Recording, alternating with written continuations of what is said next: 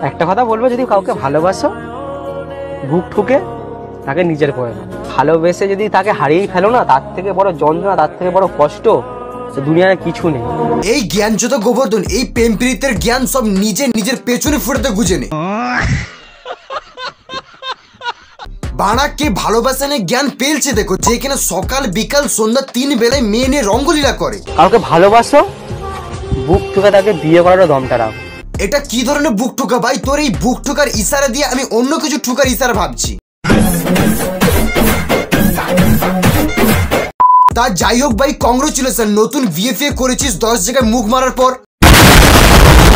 তো গাইস সবাইকে বলতে চলে এসেছি সেই দিনকে আসলে কি ছিল। তো দেখো বিয়েটা জাস্ট প্র্যাঙ্ক। এই দেখতে পাচ্ছ বউ, আর এই দেখতে পাচ্ছ। अभी मैं गाली नहीं दे सकता। नहीं, गाली नहीं देना। फैमिली देखती है, वरना मैं ऐसे गाली दूं, ऐसे गाली दूं ना, जिंदगी भर याद रखें ये। মানে সব জিনিসটা নিয়ে প্র্যাঙ্ক, মানে এদিকে মালা বদল করছিস, এদিকে সিঁদুর পরাচ্ছিস, তা আবার লাস্টে বলছিস প্র্যাঙ্ক। বিয়েটা জাস্ট প্র্যাঙ্ক। अम्मा बहन पे आ जाऊंगा मैं, इनकी अम्मा बहन पे आ जाऊंगा।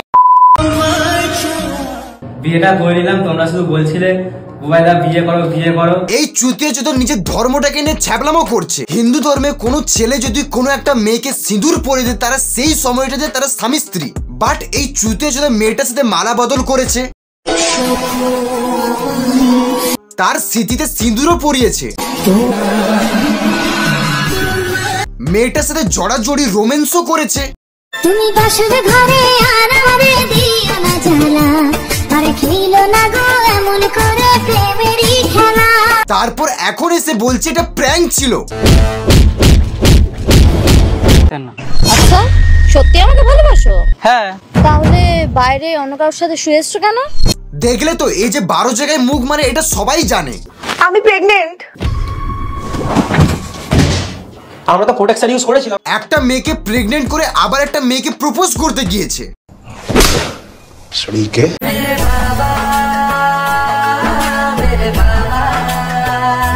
মেয়েদের সাথে নোংরামি করা, মেয়েকে রুমে নিয়ে যাওয়া। আজ থেকে রাতে করে খাট কাঁপানোর দায়িত্বটা আমি নিলাম, ঠিক আছে? একটা মেয়েকে প্রেগনেন্ট করে এখন তুমি বলে গঙ্গায় যে চান করে পাপ ধুচ্ছ। তুমি যদি মনে করো আমি খারাপ, তাহলে তুমি ভুল করবে। বরং আমি বিরাট বিরাট বিরাট খারাপ। এই বানার এখন ঠিক মতো গোপদারি বেরায়নি, বাট এর অ্যাটিটিউড একখানে। अबे तू थोड़ा सा बहन का लोड़ा क्या?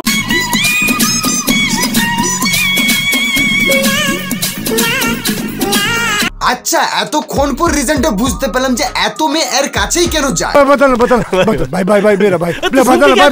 আসলে মেয়েদের তো বিটিএস পছন্দ, আর এ তো বিটিএস এর থেকে কম না।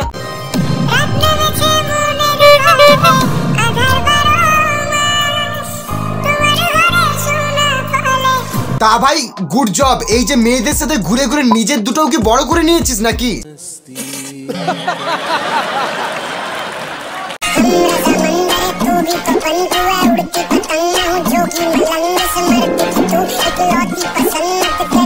আমি এদের দুজনকে প্রায় 1 বছর ধরে দেখছি। এই মেয়েটা দিন দিন সানি লিওন হয়ে যাচ্ছে, আর এই চাম্পু দিন দিন জোকার বেনে যাচ্ছে।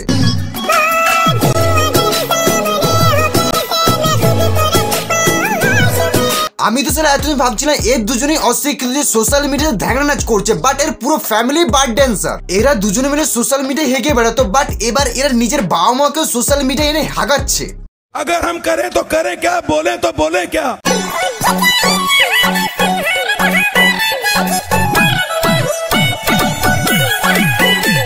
ভাই এটাই লাস্ট জেনারেশন যাদের মা এখনো বস ফোন চালাতে জানে না, বরং ফোনও রিসিভ করতেও জানে না। এটাই লাস্ট জেনারেশন যাদের মা এখনো সোশ্যাল মিডিয়া কি জিনিস সেটাই জানে না, আর নিজেকে শাড়ির মধ্যে আবদ্ধ রাখে।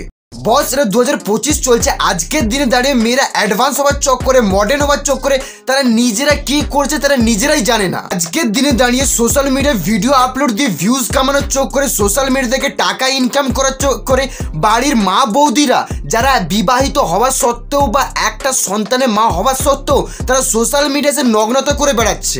शर्म आनी चाहिए तुम लोगों को।